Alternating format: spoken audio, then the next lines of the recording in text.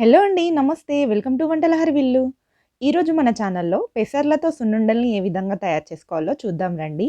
ఎప్పుడు మినపప్పుతో చేసే సున్నుండలే కాకుండా అప్పుడప్పుడు ఇలా పొట్టు పెసర్లతో కూడా ట్రై చేస్తూ ఉండండి. చాలా టేస్టీగా ఉంటాయి.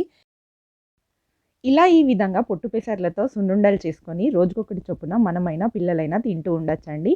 వీటిని పొట్టుతో సహా చేసుకుంటున్నాం కాబట్టి ప్రోటీన్‌లు, విటమిన్‌లు పుష్కలంగా ఉంటాయి. రండి మరి ప్రాసెస్ చూద్దాం. స్టవ్ పైన మందపాటి కడాయి పెట్టుకొని 1 కప్పు వరకి పొట్టు పెసర్లను వేసుకోండి. వీటిని లో ఫ్లేమ్‌లోనే దోరగా వేయిస్తూ ఉండండి. మంట మాత్రం ఖచ్చితంగా చిన్నగా పెట్టుకొని మాత్రమే వీటిని ఈ విధంగా కలర్‌కి వచ్చే వరకు దోరగా వేయించండి. ఈ విధంగా కలర్‌కి వచ్చాయి అంటే సువాసన కూడా వస్తూ ఉంటుందండి. పెసర్లు వేయించిన వాసన వస్తూ ఉంటుంది. ఈ టైంలో స్టవ్ ఆఫ్ చేసుకొని వీటిని చల్లారపెట్టుకుంటూ ఉండండి. ఈలోగా మనం బెల్లం కరిగించి రెడీగా పెట్టుకుందామండి. దీనికోసం స్టవ్ పైన చిన్న కడాయి పెట్టుకొని ముప్పావు కప్పు వరకి బెల్లం తురుము వేసుకోండి. అది కరగడం కోసం కాస్తన్ని నీళ్లు వేసుకోండి. ఈ బెల్లం ఓన్లీ కరిగితే సరిపోతుంది. ఎలాంటి పాకం రావాల్సిన అవసరము లేదు. ఇందులో ఏమైనా చెత్త గాని ఉన్నట్టయితే వడకట్టుకొని ఒక బౌల్‌లోకి తీసుకొని పక్కన పెట్టుకోండి. చల్లారిన పెసర్లని ఒక మిక్సీ జార్‌లోకి తీసుకోండి. ఇందులోనే 3 ఇలాచీలను కూడా వేసి ఫైన్‌గా మిక్సీ పట్టుకోండి. మెత్తగానే మిక్సీ పట్టుకోండి. కాస్త ఉండి ఉండనట్టుగా బరకగా ఉన్నా కూడా సరిపోతుంది. ఈ లడ్డూలు మనం తింటూ ఉంటే పూర్తిగా ప్లెయిన్‌గా ఉండకుండా అక్కడక్కడ పలుకులుగా తలుగుతూ ఉంటే బావుంటుందని డ్రై ఫ్రూట్స్ కూడా వేస్తున్నాను. మీ దగ్గర ఉన్నటువంటి డ్రై ఫ్రూట్స్ అన్నిటిని చిన్న చిన్నగా కట్ చేసుకొని ఈ విధంగా నేతిలో వేయించుకోండి.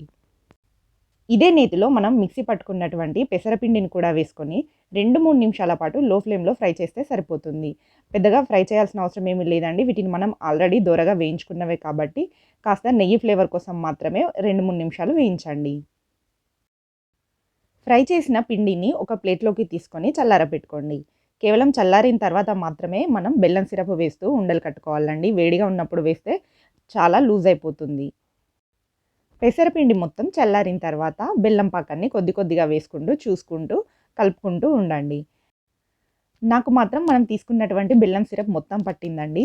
ఇందులోనే మనం ఫ్రై చేసి పక్కన పెట్టుకున్నటువంటి డ్రై ఫ్రూట్స్, నట్స్ ఉన్నాయి కదా! వాటిని కూడా వేసుకోండి. అన్నీ వేసుకొని ఒకసారి చక్కగా మిక్స్ చేసుకోండి. అంతే అండి. మన మిశ్రమం రెడీ అయిపోయినట్టే. వీటిని మీకు నచ్చిన విధంగా ఉండలుగా కట్టుకోవచ్చు. రౌండ్‌గా కానీ, ముట్టిల షేప్‌లో కానీ, లేదా స్క్వేర్ షేప్‌లో కానీ ఎలా అయినా కూడా వీటిని ఉండల్లా కట్టుకోవచ్చు.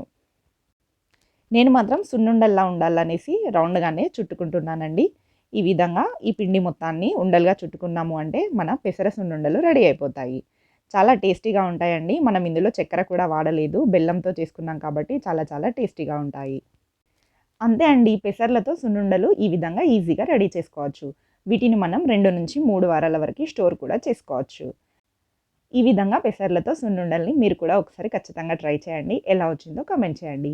వీడియో నచ్చితే లైక్ చేయండి, షేర్ చేయండి. ఇలాంటి సింపుల్ అండ్ ఈజీ రెసిపీస్ కోసం వంటల హరివిల్లు ఛానల్‌ని సబ్స్క్రైబ్ చేసుకోండి. Thanks for watching.